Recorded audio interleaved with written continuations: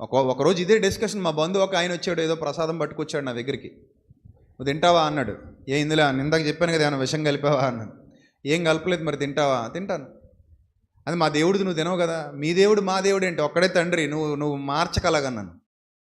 అంటే మా దేవుడు లేడు, మీ దేవుడు లేడు అంటే నువ్వు పెట్టుకున్నావు, నేను పెట్టలేదు. అది ఒక్కడే దేవుడు పరలోకంలో ఉన్నాడు, తండ్రి అయిన, అందరికీ తండ్రి అయిన, సమస్తానికి ఆయనే సృష్టికర్త, సమస్తం ఆయన సృష్టించిందే. నువ్వు ఈ ఒక్కటే పలహారం అనుకుంటున్నావు. నేను ప్రతిరోజు తినేది పలహారం అని అనుకుంటున్నాను.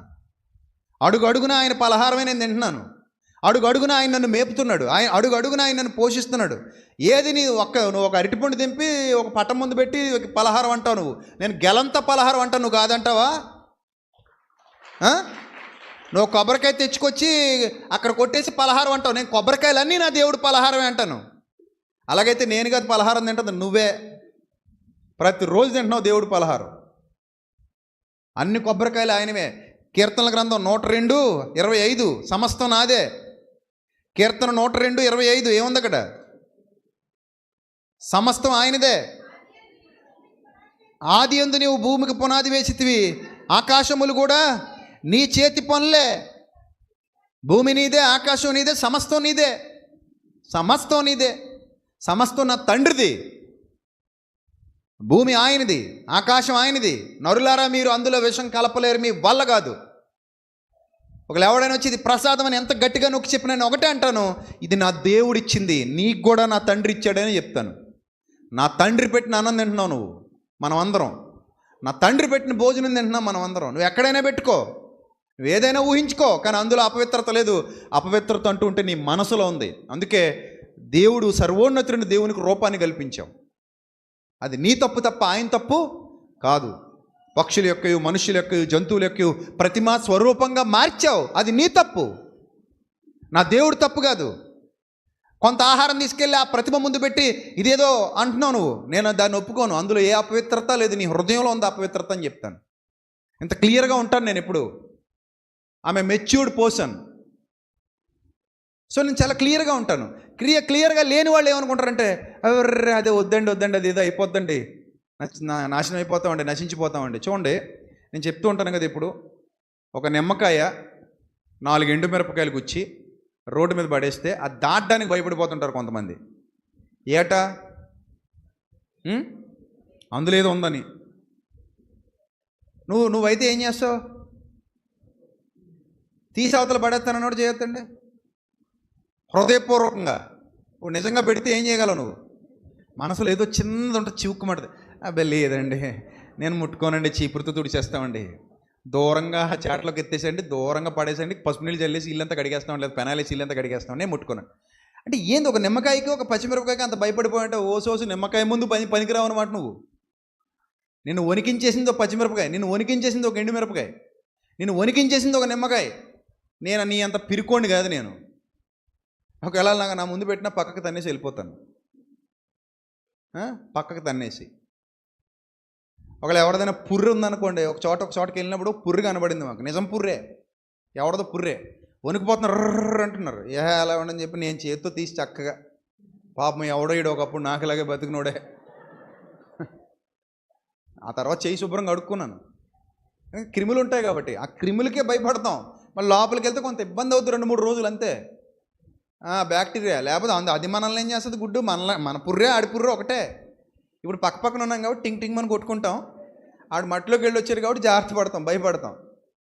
సో ఏం చూసిన తర్వాత పాపం ఇదిరా బాబు అనుకుని పక్కన పెట్టేశాం. సో కాబట్టి నీ మనసులో చెడ్డ ఉంటేనే నీకు అన్ని చెడ్డగా కనబడతాయి. ఏదో పచ్చ కామెరలోడికి లోకం అంతా ఎలా కనబడుతుందట? పచ్చగా కనబడుతుందట.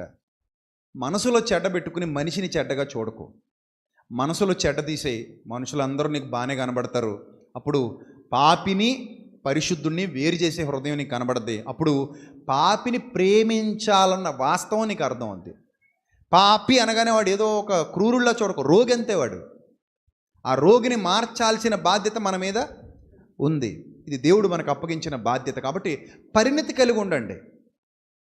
అందరికీ అన్ని విధముల వాడనై ఉన్నాను, అందరి వాడనై ఉన్నాను. క్రైస్తవుడు అందరివాడు తప్ప కొందరివాడు కాడు, అందరివాడు.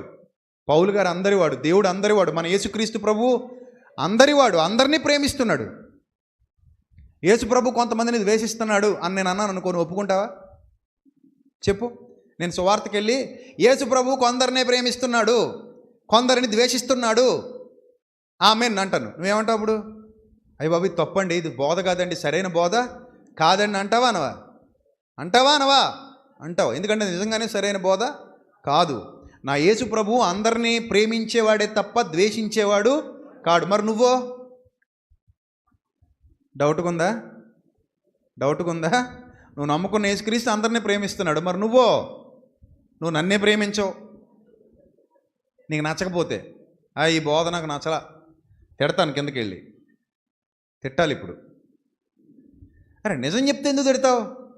అబద్ధం చెప్తే తిట్టుపోని, అబద్ధం చెప్తే నన్ను గద్దించు, నన్ను ఖండించు. నిజం చెప్తే ఎందుకు ఖండిస్తావు? నిజం చెప్తే ఎందుకు బాధపడిపోతావు నువ్వు? నేను చెప్పింది నిజమా కాదా? నిజమే. కాదంటే ఎలా కాదో నువ్వు చెప్పు. అందులో ఒక విషయం ఎలా వచ్చిందో చెప్పు నాకు ముందు. అది నా దేవుడు సృష్టించిందని నేను వాదిస్తాను. నా దేవుడు సృష్టించింది కాదు, ఆ ప్రతిమ సృష్టించిందని చెప్తావా నువ్వు? ఆ అవతలోడికి అవివేకం ఉందని నాకు అవివేకం ఉండాలా? నేను అవివేకిని కాదు, అవతలోడు అవివేకి. వాడికి నేను జ్ఞానం చెప్పడానికి నిలబడ్డాను ఇక్కడ. ఎందుకంటే దేవుడు నాకు జ్ఞానం ఇచ్చాడు, వివేకం ఇచ్చాడు కాబట్టి నేను జ్ఞానవంతుడిని కాబట్టి.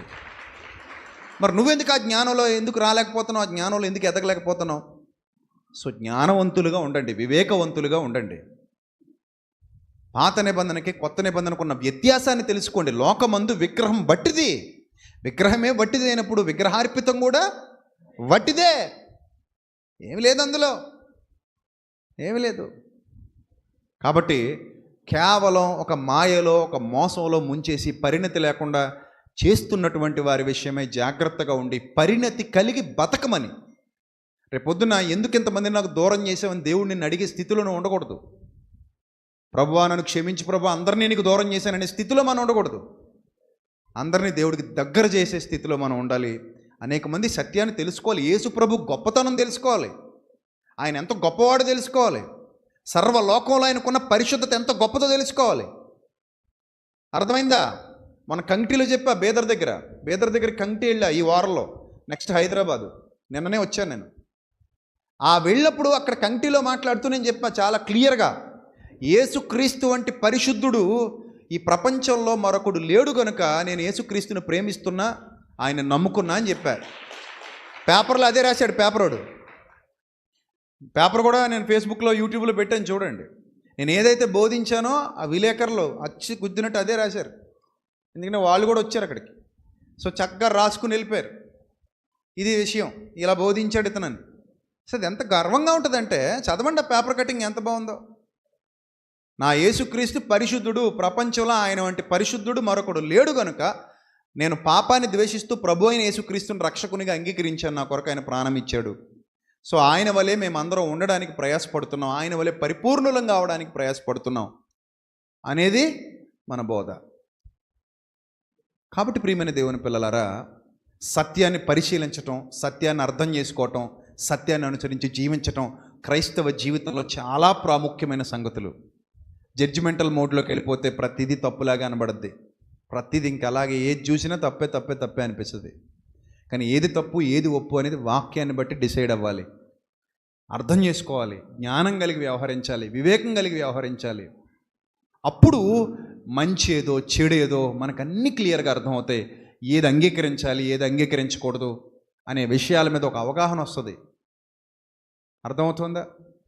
ఆ అవగాహన వచ్చినప్పుడే దేవుని యొక్క కృపకు మనం పాత్రులమై అనేక మందిని సత్య మార్గంలో నడిపించగలవారం అవుతాం. లేనప్పుడు అందరినీ దూరం చేసుకుని చివరికి ఏకాకిలే మారిపోతాం. ఒక్క ఆత్మ కూడా నశించిపోవడం పరలోకపు తండ్రికి ఇష్టం లేదు. ఒక్క ఆత్మ కూడా నశించిపోకూడదు, అదే ఆయన కోరిక. కానీ నువ్వు ఎన్ని ఆత్మలను దూరం చేస్తున్నావు దేవుడికి? ఎన్ని ఆత్మలను దూరం చేస్తున్నావు? కాబట్టి ప్రియమైన దేవుని పిల్లలారా, పాపాన్ని మాత్రం వ్యతిరేకించండి, పాపుల్ని ప్రేమించండి, రోగాన్ని ద్వేషించండి, రోగిని ప్రేమించండి, అందరితో ప్రేమగా ఉండండి, ఈ బంధువుల్ని, స్నేహితుల్ని అందరినీ హక్కును చేర్చుకోండి, సాధ్యమైనంత వరకు ప్రేమను పంచండి, సమాధానం కలిగి ఉండండి.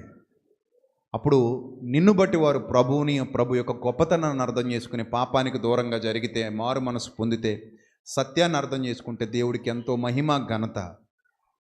అలాంటి ఘనమైన జీవితం మీరందరూ కలిగి ఉండాలి, మీ కుటుంబాలన్నీ కలిగి ఉండాలని ఇంకా చాలా విషయాలు క్రైస్తవ సమాజానికి నేర్పిద్దాం, మనం కూడా నేర్చుకుందాం.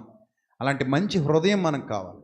ఈ ప్రసంగం అర్థం కావాలంటే విశాలమైన హృదయం ఉండాలి, వాక్యం పట్ల లోతైన అవగాహన ఉండాలి. లేదు సంకుచితమైన హృదయంతో విన్నాం అనుకోండి, నేను ఎలా కనబడతాను తెలుసా అందరికీ? ఈయన దుర్బోధకుడండి, మోసాలు చేసేవాళ్ళు, మాయలు చేసేవాళ్ళు, కోట్లు సంపాదించుకుని ప్రజలు దబ్బు తినేసేవాళ్ళు, వీళ్ళందరూ మంచి బోధకులు.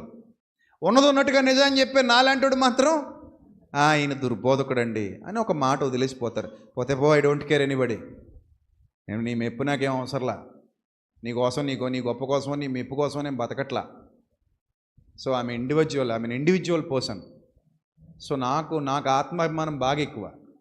అసలు నేను ఇలాంటి వాళ్ళ ముందు అస్సలు తగ్గను. ఎందుకు తగ్గనంటే, నేను చెప్పేది సత్యమైనప్పుడు, సత్యాన్ని అంగీకరించే హృదయం నీకు లేనప్పుడు నేనెందుకు నీ గురించి బాధపడాలి?